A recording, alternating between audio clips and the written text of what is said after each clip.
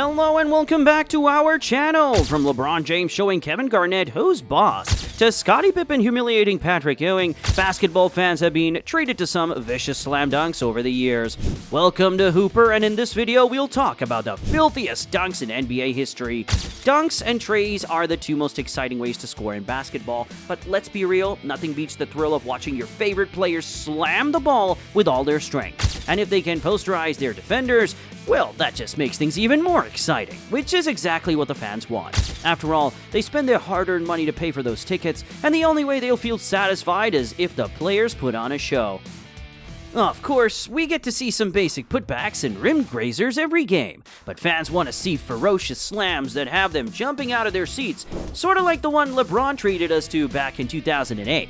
In an all-important Game 4 of the Eastern Conference semis, King James activated God Mode in the fourth quarter. With just a minute and 47 seconds left in the game, LeBron drove to the rim, blew past his defender, and before anyone knew it, he soared high for one of the most thunderous one-handed slams in NBA history. But that's not all, cause he posterized Kevin Garnett in the process. As Kevin Harlan yelled, "LeBron James with no regard for human life." He iced the game for the Cavs, and the fans loved every bit of it. But the second four-time champs' filthy dunks don't stop here, and that shouldn't come as a surprise to any of you given how insane his hoops are. After all, his dunk over John Lucas was straight up ridiculous. In case you forgot, Miami Braun was on another level, and this play serves as a perfect reminder for that. The Heat were up against the Bulls, and with a little over 5 minutes left in the first quarter, Dwayne Wade had the ball in his hands. He could see James charging in from the right wing, so he lobbed it up for him, and then LeBron came flying out of nowhere, jumping over Lucas before hammering home the two-handed slam. The cherry on top was the cold-blooded stare he gave John before running back on defense. Speaking of cold-blooded, I've got to talk about the time John Collins annihilated Joel Embiid. In Game 6 of the 2021 Eastern Conference semis, JC made a fool out of one of the best players in the league. With less than 5 minutes remaining in the third, Collins set the screen for Trae Young, but rather than going for the shot himself, Young lobbed it up high for John, who yammed the one-handed slam on Embiid's head. Mind you, JoJo's a huge guy, but JC proved to be too much for him. Then, after Atlanta eliminated Philly, he added insult to injury by wearing a shirt with a picture of him dunking all over Joel. And this wasn't the only time an alley-oop led to a sick dunk. Just check out what Gerald Green did back in 2012. It's not often that we see players jump so high that their heads are almost above the rim, nor is it common for players to catch a lob and windmill it with ease. Yet Green did both of those things. The Nets were down by 4 with less than 3 minutes left in the third, and after Marshawn Brooks caught the outlet pass, he hit Gerald with a clean lob. Rather than playing it safe with a simple two-handed slam, he made sure to give everyone a moment to remember by going for one of the filthiest windmills in NBA history. Extra good rebound. Nice outlet. On the run. 2-on-1. Green the finish. Wow, the alley-oop. Oh my goodness. He just didn't make that. Not only did the dunk look mad smooth, but it was the definition of monstrous. That said, there's a dunk that has even more oomph to it. And the man himself, J.R. Smith, was behind it. Prime J.R. was one of the best dunkers of all time, and the time he baptized Gary Neal was easily the best dunk of his career. It was just another regular season game between the Nuggets and the Spurs in December of 2010, but with 5 seconds left in the first quarter, Smith went ballistic. He bought the ball up the floor, hit Tony Parker with a crossover, and drove into the paint before soaring high for a thunderous two-handed slam that had everybody in the court go nuts. You see, it wasn't just a dunk, because Neal went crashing down while JR hung on to the rim for a solid 3 seconds. And as usual, Kevin Harlan made the moment even better as he couldn't stop talking about how he just saw a man fly. The crowd had never seen something as crazy as that. Heck, even Carmelo Anthony nodded his head in approval. If only Gary had moved out of Smith's way, because he looked like a fool out there. Just like Danilo Gallinari did when Blake Griffin posterized him.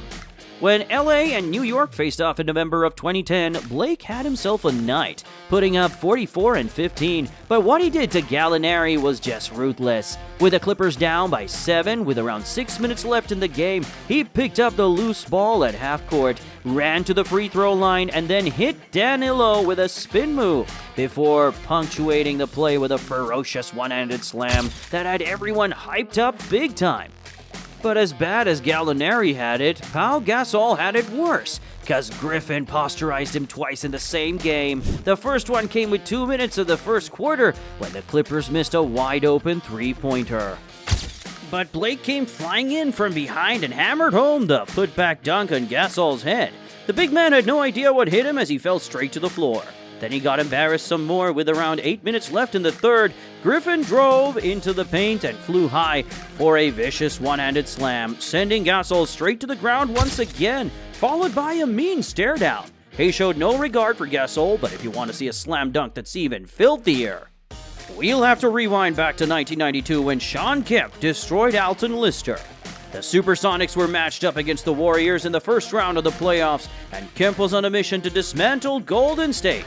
With a little under 6 minutes left in the second quarter, he caught the rock near the three-point line, ran to the rim, and jumped high before slamming the ball home with authority. Lister made the same mistake as many others and tried to defend Sean, but that resulted in him getting posterized and falling straight to the floor.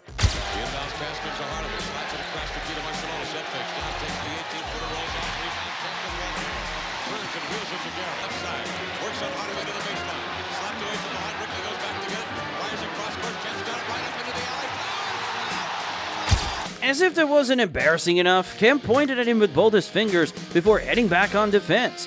While the Lister Blister was an insanely filthy and disrespectful dunk, it's hard to beat Scottie Pippen's dunk on Patrick Ewing. With Jordan out of the picture, Pip became the star of the Bulls, and when Chicago was up against the Knicks in the 1994 playoffs, he absolutely humiliated Ewing. After New York had their shot blocked, the Bulls ran the other way, and soon the ball was in Scottie's hands. He wasted no time before soaring high for a monstrous one-handed slam, which he hammered home on Patrick's head. Ewing was already on his way down, but Pippen tried to push him before standing over his downed opponent. Scottie capped off this cold-blooded move by walking over the big man and taunting Spike Lee. Talk about being a savage. The NBA's seen some disrespectful moments, but the ones that stand out most are the mean posters that dudes like Pippen and LeBron have been responsible for. Those are the types of plays that have fans yelling at the top of their lungs, so the dudes that go all out when showing off their hops rightfully get the most clout. Even otherwise, filthy thunderous dunks are the key to turning the tide in your favor, because not only do they wake the home team's fans up, but they also hype up the rest of the team. And we all know how important riling everyone up is in postseason games, so you can never underestimate how important it is to slam dunk on the other team. There's nothing more disrespectful than that, unless it's Shaq from his glory days dunking and shattering the hoop. But that's a story for another day, and we'll wrap up today's video on that note. Remember to like, share, and subscribe to Hooper, because we're just getting started with these insane NBA videos.